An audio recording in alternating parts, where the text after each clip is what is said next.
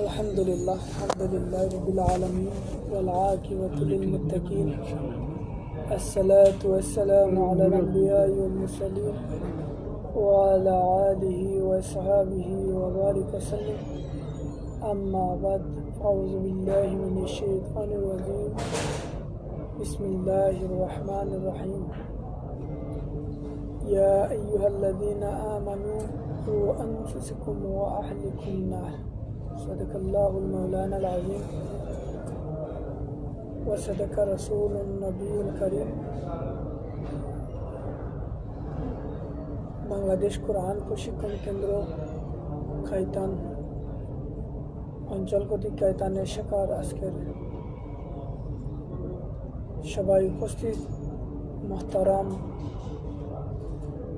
শাখা প্রচার সম্পাদক তারাবাই উপস্থিত সর্বস্তরের কর্মী ভাইয়েরা, আসসালামু আলাইকুম ওয়া রাহমাতুল্লাহি ওয়া বারাকাতুহু।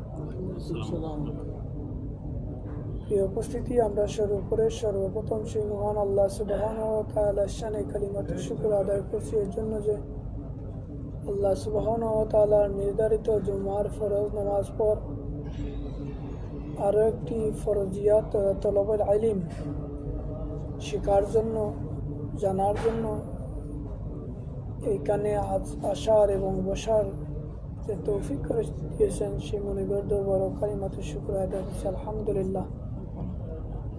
দরুদ ও সালাম প্রেরণ করি মানবতার মুক্তির দূত নবী জনাবে মুহাম্মদুর রাসূলুল্লাহ সাল্লাল্লাহু আলাইহি ওয়াসাল্লামের প্রতি, যার আনিত বিধান আল কোরআনের মধ্যে রয়েছে দুনিয়া এবং পরকালের মুক্তির একমাত্রই গ্যারান্টি, সেই নবীর প্রতি দরুদ পড়ছি সাল্লাল্লাহু আলাইহি ওয়াসাল্লাম।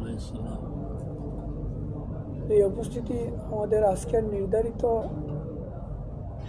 বিষয় হল দাওয়াতের উপরে 2টি আয়াত অর্থসহ মুখস্থ।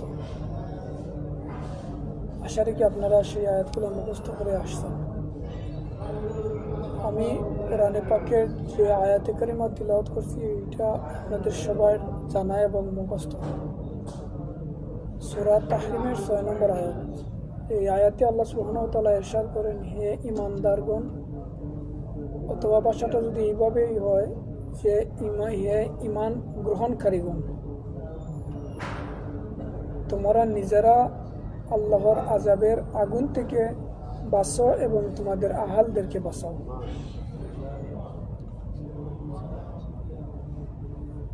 মূলত প্রিয় ভাইয়েরা, এই আয়াতেই ইঙ্গিত দেয় যে নিজে বাঁচতে হলে এবং বাঁচাতে হইলে দাওয়াতের কোনো বিকল্প নাই। এর জন্য দাওয়াতি কাজ করতে গেলে আমার এই দাওয়াতের উপরে বিষয়গুলা, আয়াতগুলা, হাদিসগুলো আমরা কি করতে হবে, আয়ত্ত করতে হইব, নিজে শিখতে হবে। আর এই শেখার জন্যই আমরা এখানে আসা তথা বাংলাদেশ কোরআন প্রশিক্ষণ কেন্দ্র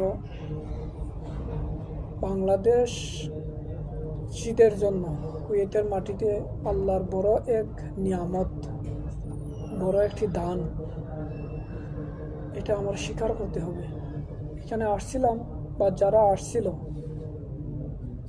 ওনারাই আমাদের মতো এখানে রুজির জন্য আসছিলেন, কিন্তু আল্লাহর অশেষ রহমতে তাদের মনের ভিতরে বাংলাদেশিদের জন্য এই চিন্তা আসলো যে আমরা রুজির পাশাপাশি আমি এবং আমার আহাল তথা বাংলা ভাষাভাষীদেরকে আল্লাহর আযাব থেকে কীভাবে রক্ষা করা যায়, এই চিন্তা থেকেই বাংলাদেশ কোরআন প্রশিক্ষণ কেন্দ্র গঠিত।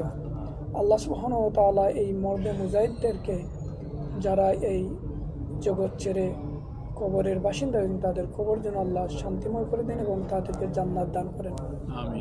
যারা এই দিনে দাওয়াতি কাজে এখনও আসেন, আল্লাহ সুবহানাহু ওয়া তাআলা তাদের প্রত্যেকের ইলমি মর্যাদা বৃদ্ধি করে দেন এবং তাদেরকে সুস্থ এবং সকল ধরনের অসুস্থতা থেকে যেন আল্লাহ সুবহানাহু ওয়া তাআলা হেফাজত করেন, আমিন।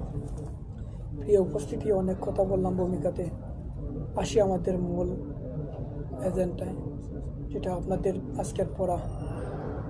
আমরা ডান থেকে শুরু করাটাই সুন্নাত এবং এটি আদব। তো আমি সর্বপ্রথম আরিফুর রহমান ভাই কাছ থেকে আয়াত মুখস্থ শুনবো ইনশাআল্লাহ। أعوذ بالله من الشيطان الرجيم بسم الله الرحمن الرحيم